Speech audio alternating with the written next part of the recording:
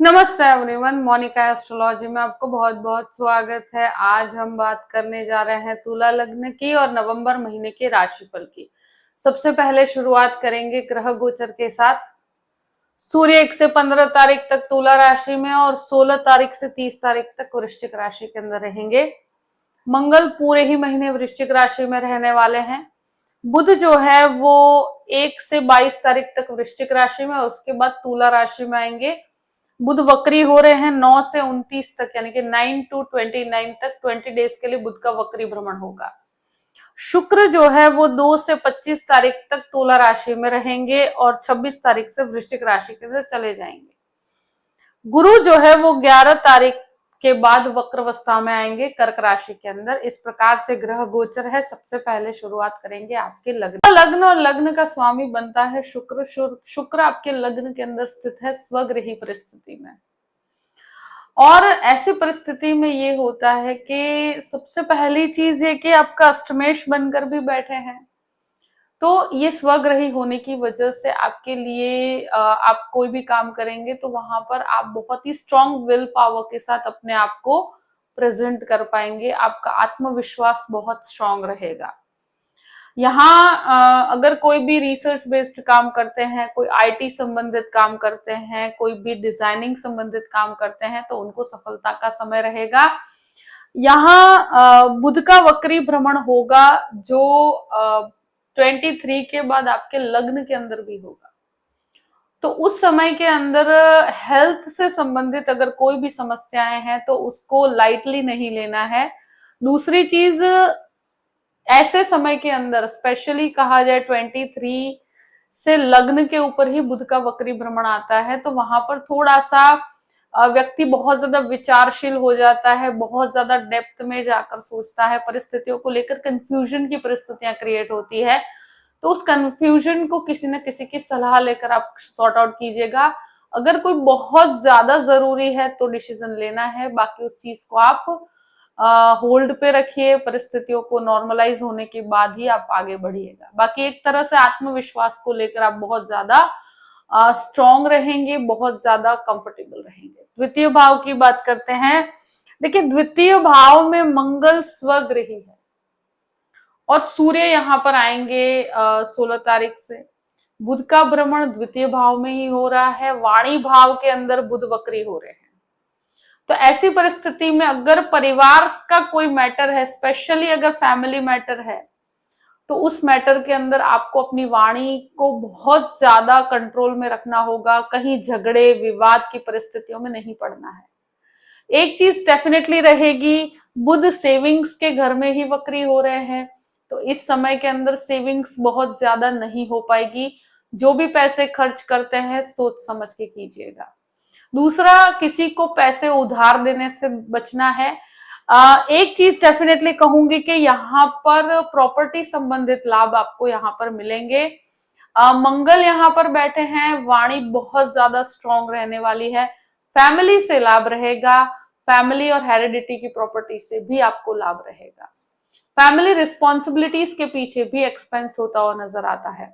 तृतीय भाव की बात करते हैं। तृतीयेश गुरु बनकर आपके दशम भाव में है और वक्र अवस्था में है, जो एक तरह का स्थान परिवर्तन डिनोट करते हैं। स्थान परिवर्तन से आपको लाभ मिलेगा। जो लोग जॉबलेस है उनको जॉब की मिलने की संभावनाएं बहुत ज्यादा है।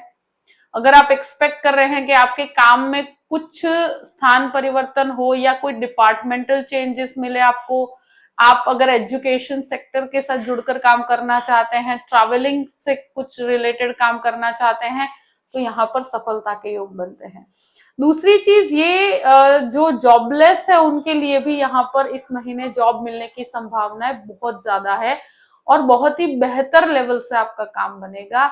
तो ये आपके लिए बहुत ही अपॉर्चुनिटी जनक परिस्थिति होगी। अब बात करते हैं चतुर्थ भाव की। देखिए, चतुर्थ भाव पे गुरु का दृष्टि संबंध और चतुर्थेश वक्री है वापस। इस परिस्थिति में मैं एक ही चीज कहूंगी कि जो भी प्रॉपर्टी आप लेना चाहते हैं या प्रॉपर्टी बेचना चाहते हैं, तो इस समय के अंदर वो परिस्थितियां आपके लिए बेहतर परिणाम लेकर बनेगी। और स्पेशली मैं कहूंगी कि इस महीने प्रॉपर्टी संबंधित काम में आपको बहुत अच्छी सफलता प्राप्त होगी। यहाँ आप कोई व्हीकल भी अगर रिपेयरिंग करवाना चाहते हैं या व्हीकल नया खरीदना भी चाहते हैं तो भी यहाँ पर अच्छे योग बनते हैं। पंचम भाव की बात करते हैं। पंचम भाव का स्वामी छठे घर में, पंचम भाव में राहु बैठे हैं। यहाँ एक चीज डेफिनेटली है कि जो भी एग्जाम्स की प्रिपरेशन कर रहे हैं, कॉम्पिटिटिव एग्जाम्स की प्रिपरेशन कर रहे हैं, उनके लिए अच्छा समय कहूंगी। राहु यहाँ पर स्थित हैं और टेक्निकल जो भी तैयारी कर रहे हैं, आईटी क्षेत्र से संबंधित पढ़ाई कर रहे हैं, जो भी एक तरह से कहा जाए कि मेडिसिन से संबंधित पढ़ाई कर रहे हैं, उनके लिए बहुत अच्छी सफलता का योग बनते हैं। यहाँ बच्चों से संबंधित थोड़ा सा मानसिक तनाव रहेगा। राहु यहाँ पर होने की वजह से एक ही चीज कहूंगी कि अगर कोई भी प्रकार का शेयर मार्केट से संबंधित आप काम कर रहे हैं तो वहां पर कैलकुलेटिव अप्रोच रखिएगा, बहुत बड़े रिस्क आपको नहीं लेने चाहिए। अब बात करते हैं आपके छठे घर की। छठे घर का स्वामी आपके दशम भाव में है। शनि यहाँ पर बैठे हैं वक्र परिस्थिति में। अगर कोई लोन लेना भी चाहते हैं तो 11 तारीख तक ले सकते हैं, उसके बाद सोच समझ के करिएगा। शनि इस परिस्थिति में, वक्री परिस्थिति में है, तो स्वास्थ्य यहाँ पर उतार चढ़ाव लेकर बना हुआ है। थायराइड से संबंधित समस्या, स्किन रिलेटेड प्रॉब्लम्स कहो, यूरिन संबंधित अगर समस्या भी है तो आपको अपने स्वास्थ्य को लेकर बहुत ध्यान रखना होगा। जिनके भी कोलेस्ट्रॉल से रिलेटेड प्रॉब्लम्स चल रही हैं उनको अपने स्वास्थ्य को लेकर ध्यान रखने की जरूरत रहेगी। एक चीज है कि शत्रु यहाँ पर हावी नहीं हो पाएंगे, तो वो आपके लिए बेहतर परिस्थिति है।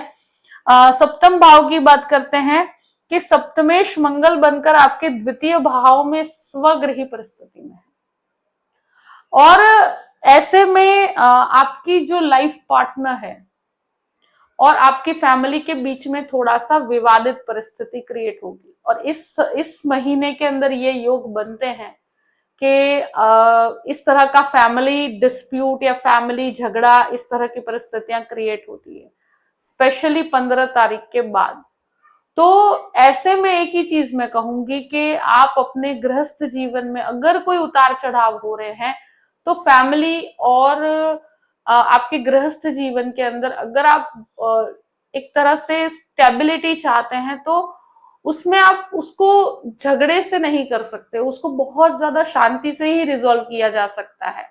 अगर हो सके तो परिस्थितियों को आप सेपरेट रखिएगा, सब कुछ इकट्ठे होके, जो अगर कोई भी प्रकार का अगर विवाद है तो अगर बैठ कर रिजॉल्व करते हैं तो वहां पर जल्दबाजी में वाणी से संबंधित कोई गलतियां मत कीजिएगा, यानी कि झगड़े की परिस्थितियां क्रिएट ना हो, इस चीज का खास ध्यान रखना है, क्योंकि ये महीना फैमिली डिस्प्यूट को डिनोट करता है। यहाँ पर कोई ना कोई विवाद होने की संभावनाएं भी बनती है। दूसरी चीज ये है कि यहाँ पर एक ही चीज कहूंगी कि फैमिली बिजनेस से डेफिनेटली आपको लाभ है। अगर हेरिडिटी का कोई बिजनेस है या कोई मेडिसिन से संबंधित बिजनेस है तो उसमें आपको बहुत अच्छी सफलता प्राप्त होगी।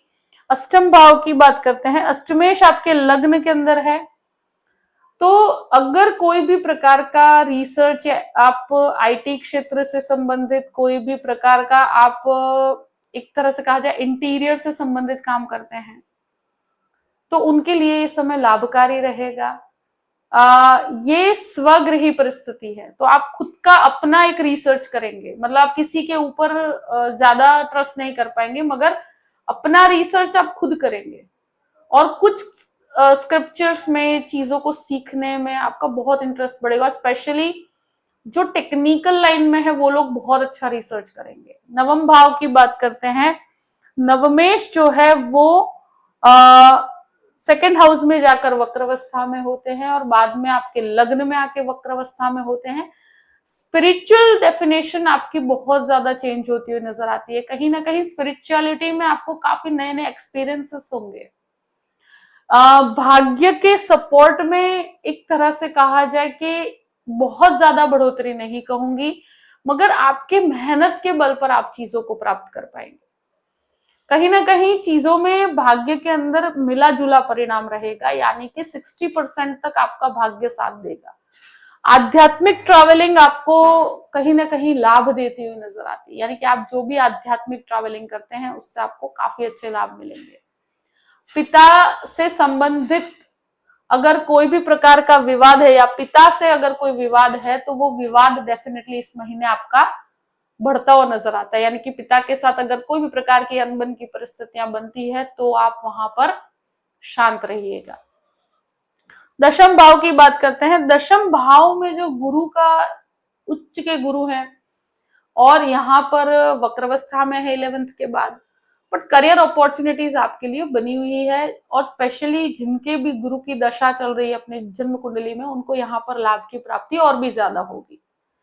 मगर ओवरऑल देखा जाए तो गुरु यहाँ पर बहुत ही बेहतर परिणाम लेकर आएंगे क्योंकि गुरु आपके 6th लॉर्ड भी बनकर रहते हैं और तृतीय भाव भी कनेक्टेड है उससे। तो ट्रैवलिंग से लाभ, कम्युनिकेशन से लाभ, यहाँ पर आप जो भी काम करेंगे कहीं ना कहीं जो टीचिंग क्षेत्र के अंदर हैं उनको गजब का लाभ होगा। सबसे ज्यादा जो मोटिवेशनल स्पीकर्स हैं, जो टीचिंग से संबंधित काम करते हैं, कोई आध्यात्मिक टीचिंग करते हैं, उन लोगों का बहुत अच्छा काम चलेगा। यहाँ पर एक अपॉर्चुनिटी प्राप्त होगी और ये आपके लिए एक बेहतर परिणाम और जॉब में भी आपको बहुत अच्छी सफलता के योग बनते हैं। अब बात करते हैं 11th हाउस की। 11th लॉर्ड लग्न में और फिर द्वितीय भाव के अंदर है।